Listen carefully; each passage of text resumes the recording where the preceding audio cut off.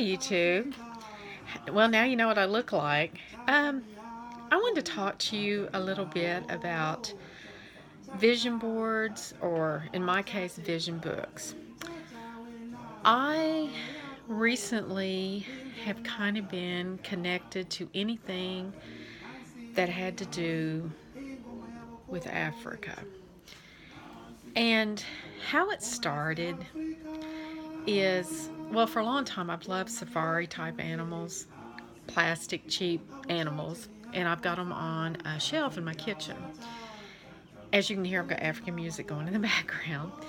Um, my husband and I happened to catch a movie one day called Born Free, and I was just absolutely blown away by this movie, and it really filled my heart. It infused me, and then I began to notice things having to do with Africa kind of tended to show up.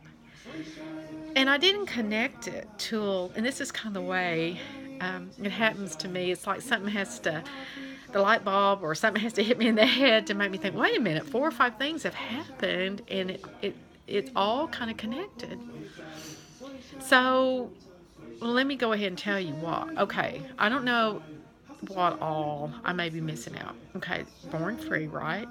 So I love zoos. My husband and I've got a lion necklace. I have a giraffe necklace. I have a faux safari throw that goes on my bed. I have some like a shirt that has, safari animals. And my husband and I mentioned when we go out west, maybe seeing if Amarillo, Texas had a zoo, because that would be on the way west. Well, that was one thing, and my husband brought that up. Well, the next thing that happened, and there may have been others, I just don't remember, was I went and got my hair cut yesterday, and the girl that cut my hair, its husband, was from South Africa. And she began to tell me stories of giraffes crossing in front of the road where she was driving, and talked about baboons. And I thought, this is really cool, And then yesterday afternoon, we had some stormy weather in my state, and it was near a tiger safari place. So, needless to say, after that happened, I thought, okay, wait a minute, because I'd also been watching some videos that had to do with vision books versus vision boards. I like vision books, and I realize there's a lot of people that like vision journals, vision books, because I don't have a place to put a vision board, really. I live in a small mobile home, and plus it's kind of a private thing for me. I don't necessarily want it up. I want to be able to see it, but all I have to do is open up my book and look at it. But I began to think about this, and I've had a vision book for a long time, and I'm not saying some things didn't come true, but I don't think my heart was really in it. I think it was more of a forced thing. I'm going to feel it, I'm going to meditate. But then I realized if you have a series of events that are connected, you need to play on that, because that's where obviously your heart is, or these things wouldn't keep happening. So I thought to myself, okay, I'm playing African music. I'm going to do that. I've got an African desktop scene on my computer of giraffes. And I thought, expand on the idea of whatever you've got started. So I'm going to do a page, and I'll follow up with another video. I'm going to do another page. Pardon me. Hold on a second. You ever have allergies? Well, sometimes I do. Sorry about that, guys. Anyway, I've got incense going too. It has nothing to do with Africa. I'm probably allergic to it. So I thought, why not, in my vision book, why not put things that remind me of Africa and see what happens? Because my heart's already there.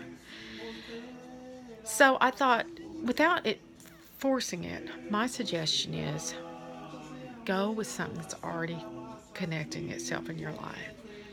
So, if I expand on it, it's not that I want to go to Africa, but I wouldn't mind going to another zoo, going to like some kind of a little safari here in our state, that's set aside, something like that. I mean, who knows where it'll lead? And there may be some offshoot of this that leads me in another direction. That's a fun thing about doing vision books. And so I found pictures of like some different things, and I'll kind of show you maybe in the next video either the process. I'm filming one-handed, so it's kind of hard, but I may show you the completed one. And then I think my heart will be in it more. I know when they tell you to, like if you're focusing on like a new vehicle, when you're meditating on it, think about what it smells like, what it looks like, And I've done that. But if your heart is already somewhere and there's things already happening, why not intensify it? So to me, it's kind of a magical practice a little bit.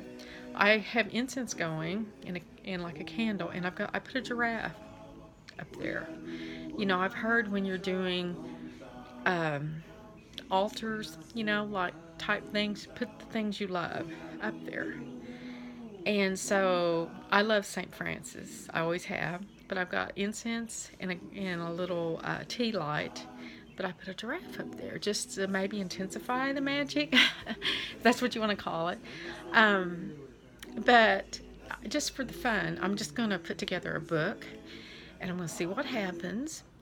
And, I'm not worried about it, but I'm just going to have fun with it. So I'm right now painting it with watercolors, like in oranges and browns and yellows. And I just have a cheap composition notebook. Nothing I do is very expensive. I make it work for me. So I hope you have a good day, and we'll see how this turns out. And I'll show you probably show you my finished product because it's easier. I can't really hold my phone in one hand and paint with the other too well. And then we'll talk about it. So have a good day, and talk to you later. Bye-bye.